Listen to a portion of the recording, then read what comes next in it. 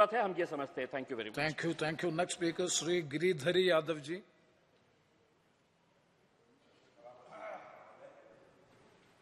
सरकार के द्वारा जो अधिवक्ता संशोधन बिल लाया है अच्छी बात है, लेकिन समग्र होना चाहिए।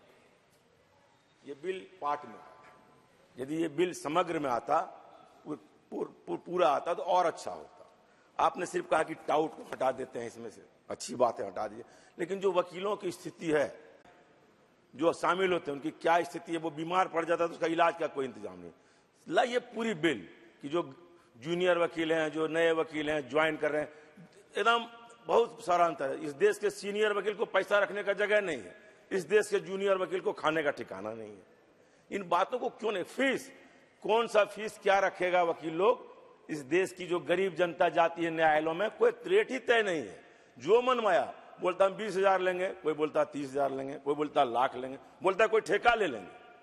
आप जब कोर्टों में जाइएगा, आप केस लड़िएगा, आप देखिएगा, गरीबों से बात करिएगा, तो आपको पता लगेगा कि इस देश में न्यायालयों की क्या हालत है। अच्छा बिल लाए हैं, दलाल को आप हटाइए, हटाना भी चाहिए, हम लोग भी चाहते हैं कि उसमें दलाल नहीं, लेकिन दलाल न्यायपालिका के अंदर भी है।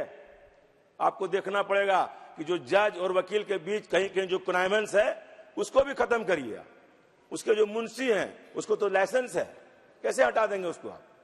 ये बाहर से कोई नहीं आता है। वहीं जो वकील के जो मुंशी हैं और लोग हैं, वो क्या करिएगा, आप किसी को कहिएगा दलाल है, वो मुंशी अपना वकील बना लेगा, क्या कर लेंगे हम और आप प्रैक्टिकल नहीं है। आप बिल क्या होता है, आप क्या करते हैं इस देश में, बिल को एसी चेंबर में बनाते हैं। आप कभी, आपका जिसने बिल बनाया, क्या किसी कोर्ट में गरीब से जाके बात किया है? किसी जो जेल में उससे बात किया? बिना दलाल में कैसे होगा भाई?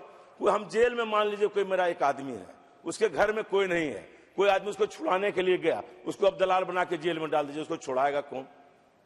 कुछ लोग उसका दिल्ली कलकत्ता में कॉम्प्रेसिव बिल लाइए, पूरा लाइए कि कैसे हम उसको, आप उसको मदद दीजिए। जिसके कोई परिवार में एक आदमी जेल गया, उसके घर में कोई महिला है, वो कैसे कोर्ट में जाएगी? जेल में टिप्पा लेना है, कौन लेने जाएगा जेल में टिप्पा? आपको पता ही नहीं कि जो जेल में उसको टिप्पा लेगा तब वकालत फाइल कर सकते। इस देश में वकालत का जो पैसा है, बड़ा पैसा है। और आप जानते हैं इसका जो वकील लोग क्या होते हैं, देश में क्रांति लाते हैं। चाहे जार के खिलाफ क्रांति हुई हो, चाहे फ्रेंच रेवोल्यूशन हुआ हो, तो सब में वकीलों का योगदान है। और इस देश की आजादी में जितने बड़े देश में आजादी के नेता थे, चाहे वो नेहरू जी हो, गांधी जी हो, सारे लोग पैसे से वकील थे।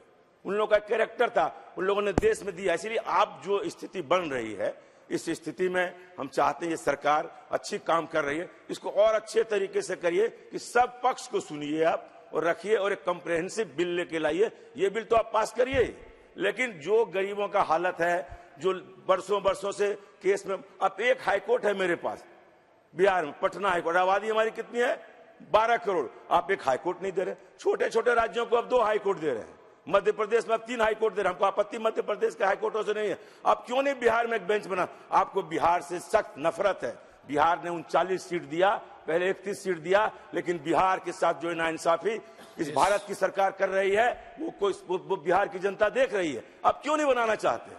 आप आबादी के अनुसार, हम लोग बरसों से जेल में पड़े रहते हैं। इंटिसिपेटरी फाइल करते हैं 6 महीना में आता है, बेल फाइल करते हैं 5 महीने में आता है, बस जज की संख्या नहीं है। हम चाहते हैं एक ऐसा बिल लाइए कि आबादी के अनुकूल हमारे राज्यों में भी बिल हो, हमारे राज्यों में भी हाईकोर्ट का बेंच बने। नहीं बनाते हैं क्योंकि आपको तो हमारे राज्य से खाली वोट लेना है, जात पात करना है, हिंदू मुस्लिम करना है, वोट मिल जाएगा। आप आके यहाँ खाली गुजरात, महाराष्ट्र, इनका विकास करिएगा। कोई चिंता आपके हल्ला से हमको नहीं है। आपके हल्ला पर मेरा कोई असर पड़ने वाला नहीं। जनता बता कि बिहार की जनता आने वाले चुनाव में आप लोग बिहार में क्या असर होगा, जब जानते हैं इन बातों को, हम जानते हैं। समग्र बिल नहीं लाते, आप एकदम नाइंसाफी करते हैं हम लोग के साथ। इसलिए हम चाहते हैं कि बिहार के साथ भी न्याय हो और बिहार में एक हाईकोर्ट का बेंच खोला जाए। इन्हीं बातों के साथ अपने बिल का समर्थन करता हूं, अपनी बात समाप्त करता हूं। धन्यवाद। श्रीमती अपरूपा पोद्दार जी। Thank you, sir, for giving me an opportunity to speak on this bill, sir.